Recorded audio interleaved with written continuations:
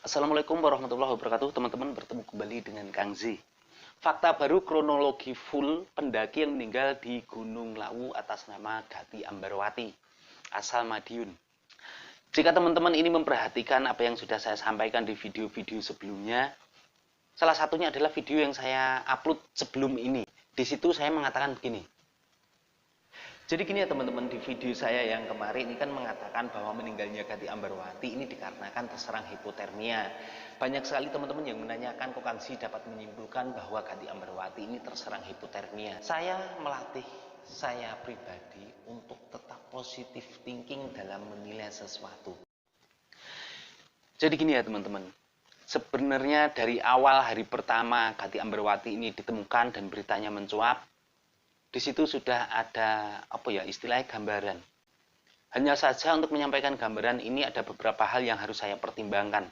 Dari awal saya membuat channel mengangkat cerita-cerita pendaki yang hilang di Gunung Lawu, ini saya harus pandai-pandai memilih. Karena itulah dari dulu saya sering dihujat. Setiap memberitakan kejadian ganjil, di situ terkesan ngambang. Banyak banget teman-teman yang berkomentar ini menghujat saya, menyalahkan saya kenapa beritanya hanya ngambang. Karena begini ya teman-teman, YouTuber sebodoh saya ini harus pandai-pandai. YouTuber bodoh tapi harus pandai. Jadi ini tuntutan ya. Harus pandai-pandai memilah mana yang pantas disampaikan ke publik dan mana yang tidak. Mungkin disitulah letak kekurangan saya di depan penonton YouTube. Begitu juga dengan kasus meninggalnya Gati Ambarwati di Gunung Lawu sana beberapa hari yang lalu. Karena itulah dari awal video pembahasan tentang meninggalnya Gati Ambarwati ini, saya menyampaikannya, penjelasannya ini secara medis, secara logika saja. Di situ saya menyampaikan bahwa Gati Ambarwati ini meninggalnya karena hipotermia. Mungkin secara medis memang iya. Jadi cerita lucunya begini ya teman-teman. Jadi semalam menjelang tidur ini saya sempat ngobrol-ngobrol dengan istri saya. Ternyata istri saya ini juga penasaran. Kemudian di situ saya jelaskan kematian pendaki khususnya di Gunung Lawu sebenarnya ini ada dua versi.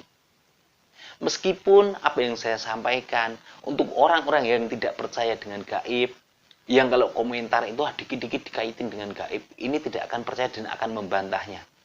Jadi obrolan saya dengan istri saya semalam ini saya menjelaskan. Jadi kematian pendaki di Gunung Lawu sana yang kematiannya ini secara kurang wajar. Maaf, kurang wajar loh ya. Ini sebenarnya penjelasannya ada dua sisi. Yang pertama sisi medis, yang kedua adalah sisi gaib. Sudah saya ceritakan gamblang. Dan ternyata semalam saya jelaskan ke istri, pagi tadi saya dapat kabar dari istri saya. Bahwa ada yang berkomentar di video saya, yaitu driver yang mengantarkan Gati Ambarwati ini ke Gunung Lawu. Tepatnya dari Terminal Madiun sampai ke Cemoro Sewu. Dan di sepanjang perjalanan ternyata ini banyak sekali keanehan-keanehan dan keganjilan yang dilakukan oleh Gati Ambarwati. Akhirnya saya pun penasaran, saya mengecek ke media sosial lainnya. Dan setelah saya cek, saya menemukan sebuah akun yaitu atas nama Tri Ayu siapa tadi. Ternyata beliau ini adalah pemilik renker di Madiun sana yang sempat dihubungi 3 kali oleh Gati Ambarwati sebelum berangkat ke Gunung Lawu. Dia menceritakan kronologinya tapi versi dia. Sedangkan untuk versi di sepanjang perjalanan nanti saya sampaikan atas dasar cerita yang disampaikan oleh Maftuhin Geri. Dia ini berkomentar di semua video saya. Dia ini yang mengantarkan Gati Ambarwati sampai ke Cemoro Sewu. Karena itulah di video ini saya berani menceritakan. Hanya saja saya akan mengikuti alurnya. Alur perjalanan mulai dari Gati Ambarwati ini memesan mobil, kemudian dia ini naik motor sampai ke Terminal Madiun. Dari Terminal Madiun naik renker, diantarkan oleh Maftuhin Geri ini tadi sampai di Cemoro Sewu. Lanjut lagi dia ketemu salah satu pendaki di pos 1, lanjut ketemu lagi pendaki yang sempat ngobrol di samping warungnya Mbok Yem.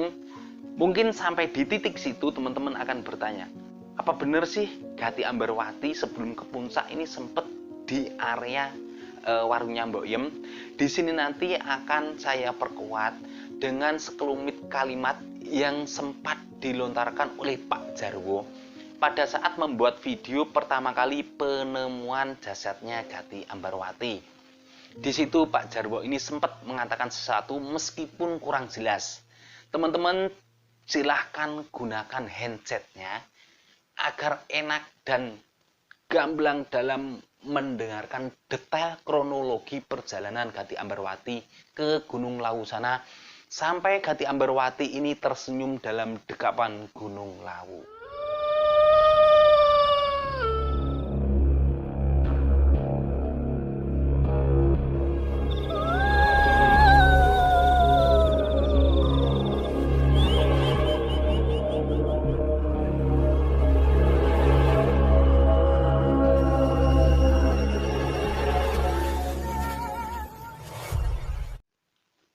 Di sini akan saya mulai dari ceritanya Mbak Tri Ayu Widiawati ya teman-teman, yaitu selaku pemilik Renker Madiun yang sempat dihubungi 3 kali oleh Gati Ambarwati. Awalnya Mbak Gati ini ternyata sudah menghubungi 3 kali, memesan mobil selama 3 kali.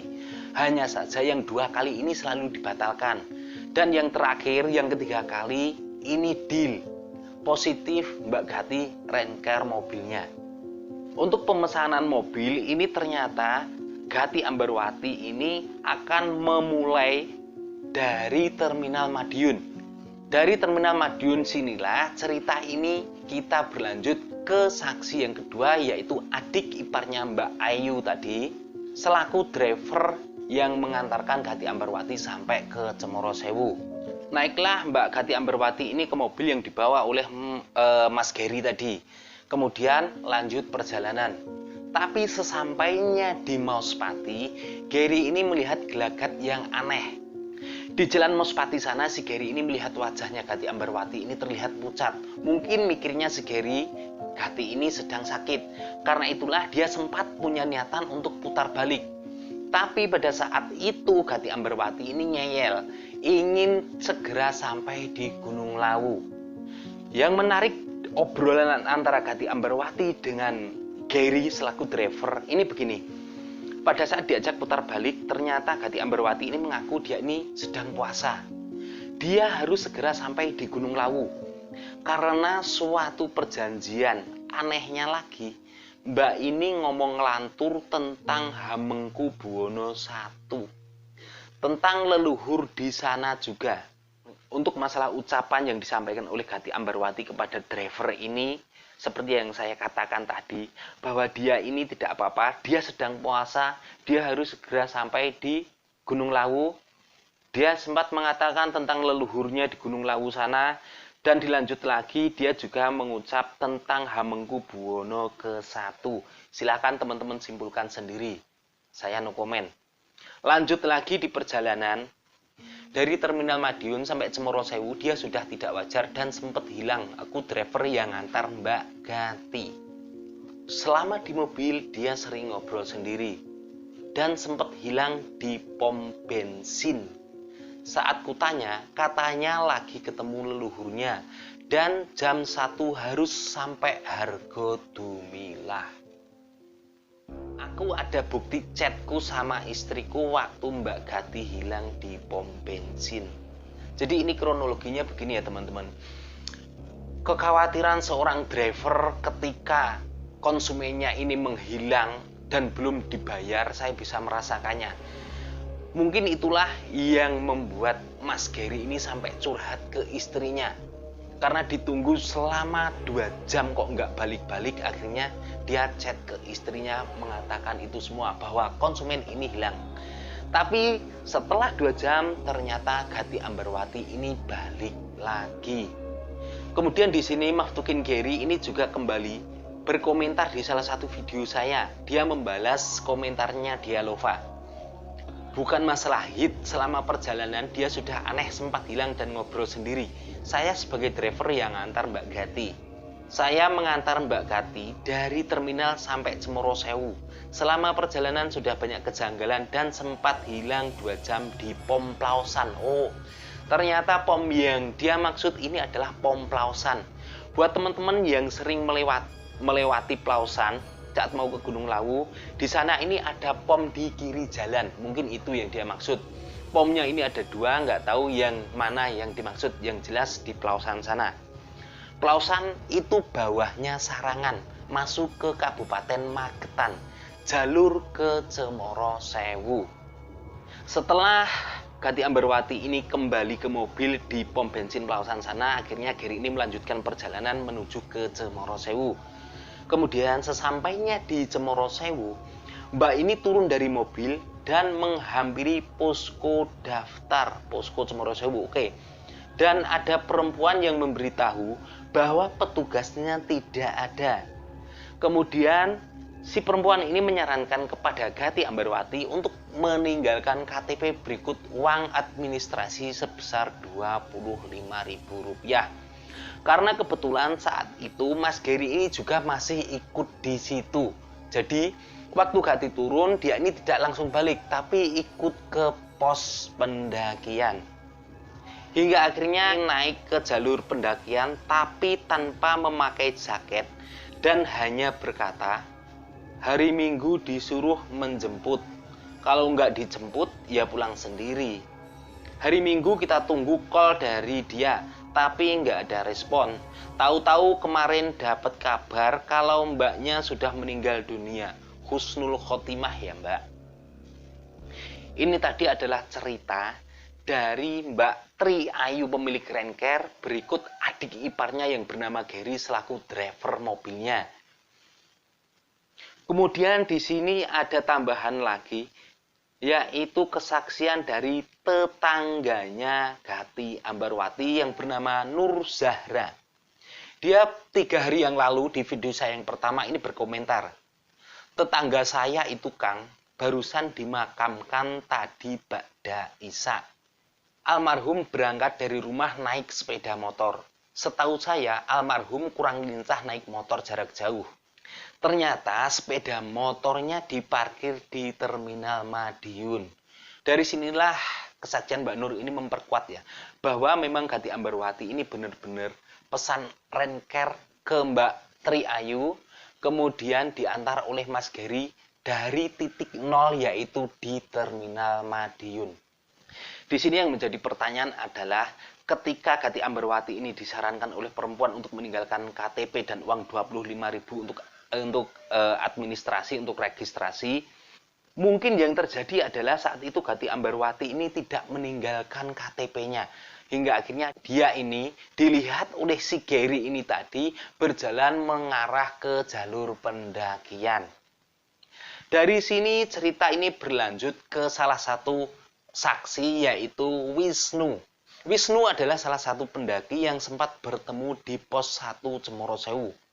Dia mengatakan beliau ini seorang diri, sedangkan kedua temannya sudah lanjut pendakian di saat hujan deras pukul 20.00. Saya ngebayanginya begini, malam hari sekitar jam 8 malam, keadaan hujan deras, kedua temannya ini nekat jalan. Kalau orang normal kayaknya kok lebih baik memilih istirahat dulu ya di pos 1. Itu kalau orang normal. Kemudian keganjilan kedua adalah Gati Ambarwati ini berangkat sendirian dari rumah. Yang menjadi pertanyaan, siapakah kedua orang ini yang nekat menerobos hujan di malam hari? Kemudian di sini kita lanjut ke kesaksian orang yang kelima yaitu Galang Bahari. Galang Bahari ini adalah salah satu pendaki yang sempat bertemu dengan Gati Ambarwati di area Hargodalem dekat warungnya Mbok Yem. Sempat ngobrol bareng sama Mbak Gati di samping warung Mbok Yem dengan tatapan kosongnya. Diterima amal ibadahnya.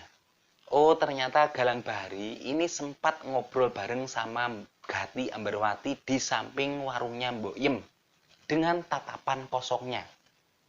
Jika lokasi di samping warungnya Mbok Yem tatapan Gati Ambarwati ini sudah kosong, kemudian kita flashback ke belakang sejak perjalanan dari Terminal Madiun, ngomongnya ini katanya bertemu dengan leluhurnya, ngobrol dengan leluhurnya, ditambah lagi menyebut Hamengkubuwono ke-1, kemudian katanya jam 1 harus sampai di puncak Hargodumilah sana. Ini sudah jelas. Keanehan yang dialami oleh Gati Ambarwati ini memang dari rumah. Kemudian jika memang benar Galang Bahari ini sempat bertemu dan mengobrol dengan Gati Ambarwati di samping warungnya Mbok Yem, di sini diperkuat lagi oleh satu video pendek pada saat Pak Jarwo ini pertama kali menemukan jasadnya Gati Ambarwati. Kita dengarkan apa yang diucapkan oleh Pak Jarwo.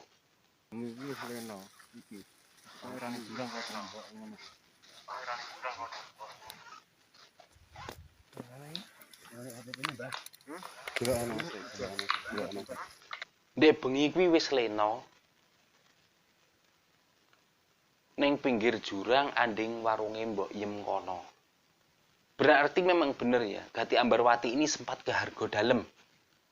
Pertama pengakuan dari Galang Bahari yang sempat ngobrol, yang kedua adalah apa yang disampaikan oleh Pak Jarwo ini tadi.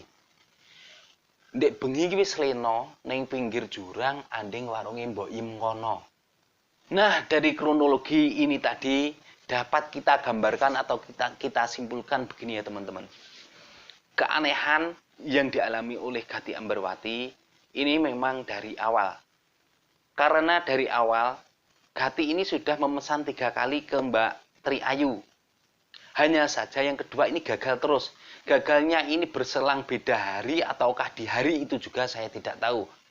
Dari sini saja sudah ada keanehan. Padahal Gati Ambarwati ini ke Gunung Lawu sendiri. Kalau memang pernah gagal 2 kali dalam memesan mobil ke Mbak Tri Ayu, apakah alasan menggagalkan ini? Seolah-olah Gati ini ada janji dengan orang, kemudian orang itu mengundur waktu sehingga Gati ini menggagalkan pesanan mobilnya. Yang kedua, mungkin yang janjian dengan dia ini kembali menggagalkan, mengulur waktunya sehingga Gati ini kembali membatalkan pesanan mobilnya untuk yang kedua kalinya. Untuk yang ketiga kalinya ini deal Gati Ambarwati minta renker untuk mengantarkan ke Cemoro Sewu. Ini adalah keanehan pertama. Kemudian lanjut lagi obrolannya dengan Gary selaku driver yang mengantarkan Gati Ambarwati ke Cemoro Sewu. Sesampainya di Mauspati, Gary ini melihat wajahnya Gati Ambarwati ini pucat. Mungkin dia mikirnya sakit. Saat itu sempat ingin putar balik. Hanya saja Gati melarang. Dia bilang baik-baik saja. Saat itu sedang puasa. Saya nggak tahu puasanya ini puasa apa. Apakah puasa beneran ataukah puasa seperti yang disyaratkan oleh. Kemudian di situ dia bilang dia ini buru-buru. Jam 1 harus sampai di Hargo Dumilah. Di dalam mobil dia juga sempat menceritakan tentang leluhurnya di Gunung Lawu. Ditambah lagi dia ini menyebut Hamengkubuwono ke-1. Keanehan yang terakhir di sini adalah ketika dia bertemu dengan Wisnu di pos 1 Cemoro Sewu.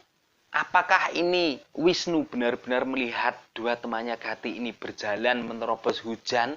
Ataukah ini hasil dari jawaban Gati saat Wisnu ini bertanya?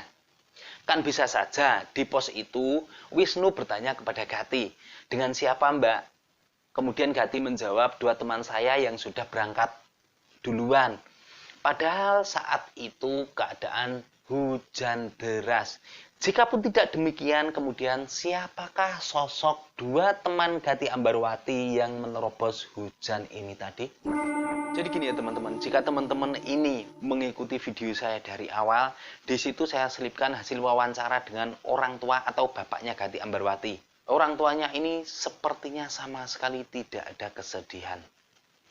Entah seorang bapak ini saking tegarnya untuk menutupi kesedihannya, ataukah bapaknya ini memang sudah ada kesiapan untuk kehilangan seorang anak. Di video ini tadi saya sampaikan apa adanya seperti yang diceritakan oleh Mbak Tri Ayu Widiawati selaku pemilik Renker Madiun. Dilanjut lagi Mas Maftukin Gary selaku driver yang mengantar